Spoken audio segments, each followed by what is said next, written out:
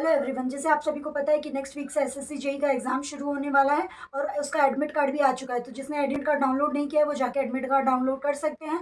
और जैसे कि आप सभी को पता है कि सिर्फ 7-8 दिन ही बाकी है एग्जाम के, तो अभी आप लोग को बहुत टेंशन हो रहा होगा या तो फिर बहुत सारे क्वेश्चन आ रहा होगा कि अभी हम लोग क्या माइंड सेट रखें कि हम लोग को एग्जाम में बहुत फ्रेश और रिलैक्स फील करें और कॉन्फिडेंस भी फील करें। या तो बहुत लोग हो रहे होंगे जो बहुत टेंशन में आ जा रहे होंगे, या तो फिर बहुत लोगों को सारी चीज़ें ऐसा लग रहा होगा कि उन्होंने कुछ पढ़ा ही नहीं है, सब कुछ न्यू न्यू लग रहा होगा, कुछ लोग रिवीजन करने लग जा रहे होंगे।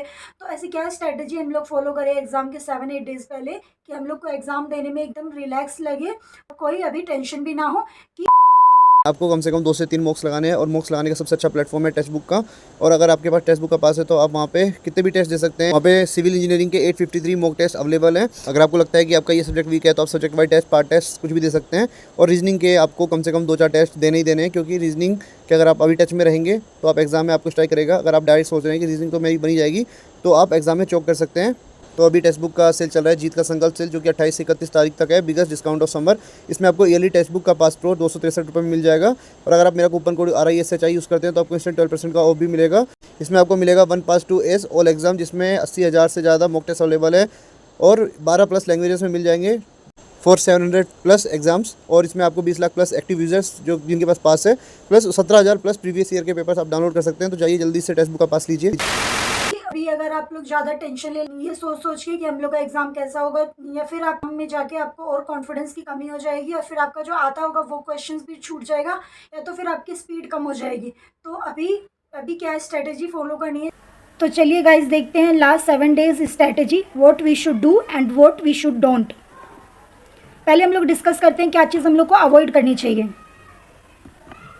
Avoid to learn new things. अभी सिर्फ 7 दिन बाकी हैं, तो अगर अभी आप लोग नई नई चीज़ों को देखेंगे तो आप लोगों को कन्फ्यूजन बढ़ेगा और अभी आप लोगों को लगेगा कि आप लोगों को कुछ नहीं आता और फिर आप लोग को जो आता है वो भी आप लोग भूल जाएंगे। तो अभी कुछ भी नया मत पढ़िए, जो आपने पढ़ा है सिर्फ उसी को रिकॉल कीजिए। Avoid to revise whole subject with theory. अभी अगर आप लोग 7 दिन में अगर आप लोग सोचिएगा कि आप लोग पूरा सब्जेक्ट या थ्योरी उठाकर शुरू से एकदम एक लास्ट तक एक बार देख लें तो ये पॉसिबल नहीं है। अगर किसी एक सब्जेक्ट में आपने कर भी लिया तो दूसरे सब्जेक्ट का आधा रह जाएगा और फिर आप नेक्स्ट सब्जेक्ट उठाइएगा तो आपको टेंशन हो जाएगा कि आपने उस सब में आधा नहीं पढ़ा है, फिर आपको और ज़्यादा कन्फ्यूजन होगा।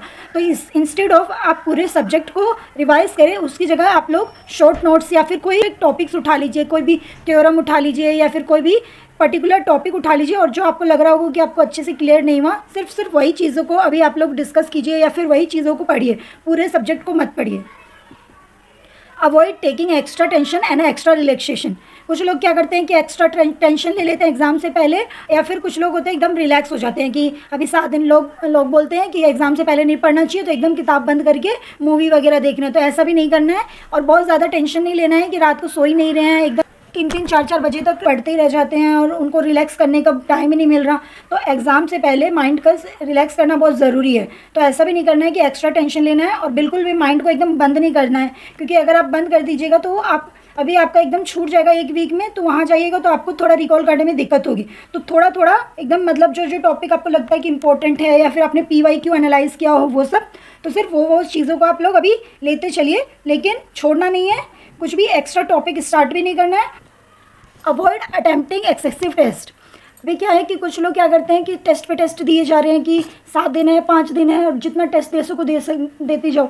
तो अगर आप लोग सिर्फ टेस्ट देते भी जा रहे हैं तो उसका कोई फ़ायदा नहीं है, क्योंकि टेस्ट का बेनिफिट तब मिलता है जब आप उसको अच्छे से एनालाइज कर रहे हो। अगर आप सिर्फ टेस्ट दे रहे हैं तो कोई फ़ायदा नहीं है, और अगर आप टेस्ट दे रहे हैं और उसको एनालाइज कर रहे हैं तो एक टेस्ट में आपका पूरा दिन तो चला ही जाता है। और अगर आप 7 दिन में अगर सिर्फ 7 टेस्ट ही दीजिएगा तो आप अपने शॉर्ट नोट वगैरह को रिवाइज़ नहीं कर पाइएगा। तो बेस्ट यही है कि एक वीक में आप ज़्यादा से ज़्यादा 2 या 3 ही टेस्ट दीजिए और उसको अच्छे से एनालाइज कीजिए, ज़्यादा टेस्ट मत दीजिए। अब हम लोग देख लेते हैं कि क्या हम लोग को फॉलो करना चाहिए लास्ट 7 डेज़ में ताकि हम लोग रिलैक्स रहें। Take limited amount of relaxation. आप लोग कोई भी शॉर्ट नोट या कोई भी एक टॉपिक उठा लीजिए, उसको रिवाइज कीजिए, फिर 5-10 मिनट का ब्रेक ले लीजिए या फिर म्यूज़िक सुन लीजिए। जिस चीज़ से आपका माइंड रिलैक्स हो रहा है आप वो चीज़ के लिए आधा 1 घंटा दीजिए, फिर आप दोबारा पढ़ना शुरू कीजिए। ऐसा नहीं कि एकदम पढ़ते ही जा रहे हैं। उससे क्या होगा कि आपको कन्फ्यूजन होगा, आपको टेंशन होगा, स्पीड कम हो जाएगी। और जैसे स्पीड कम होगी तो आपके क्वेश्चंस कम बनेंगे और आपके मार्क्स पे इफेक्ट आएगा। तो आपको अभी जितना मतलब लिमिटेड अमाउंट में रिलैक्स की ज़रूरत। Attempt 2 to 3 mock test only. अभी क्या, जैसे मैंने अभी आपको बताया कि ज़्यादा मॉक टेस्ट नहीं लगाना है, सिर्फ 2-3 लगाइए, उसको अच्छे से एनालाइज कीजिए और उसके जो रिजल्ट आ रहा है उसको देखिए कि क्या कमी आ रही है, क्या ज़्यादा हो रहा है, या अगर आपको ऐसा कोई लग रहा है कि दोनों तीनों एग्जाम में कोई पर्टिकुलर टॉपिक है जो आप हर बार मिस कर दे रहे हैं, तो सिर्फ उसको देखिए, ज़्यादा टेस्ट नहीं लगाना है और ना पूरा टॉपिक पढ़ना है। Positive thinking even you are afraid. अगर आप लोग को किसी चीज़ से डर लग रहा है या फिर आप लोग को एग्जाम से डर लग रहा है, कुछ लोगों को ऐसा होता है कि बहुत सारे एग्जाम दे दिए, उनके मार्क्स नहीं आ रहे, जैसे बहुत लोग कमेंट भी कर रहे थे कि उनके 80-90 तक जा रहे हैं, तो इससे अभी क्या है कि ओवर थिंकिंग से कोई फ़ायदा नहीं है। तो अभी एकदम माइंड को रिलैक्स लीजिए, उसको एक पॉजिटिव वे में लीजिए कि हो सकता है कि आपका अभी मॉक टेस्ट का लेवल बहुत हाई हो और आपका पेपर का लेवल उससे कम हो, तो आपके ज़्यादा मार्क्स आ जाएंगे। या फिर कोई टॉपिक आपने टेस्ट दिया और आपको वो टॉपिक आपने पढ़ा है लेकिन आपको याद नहीं आ रहा, तो आपको टेंशन हो जा रहा हो कि मैं भूल कैसे गया। तो ये सब नहीं करना है, हर चीज़ में पॉजिटिविटी ढूंढनी है।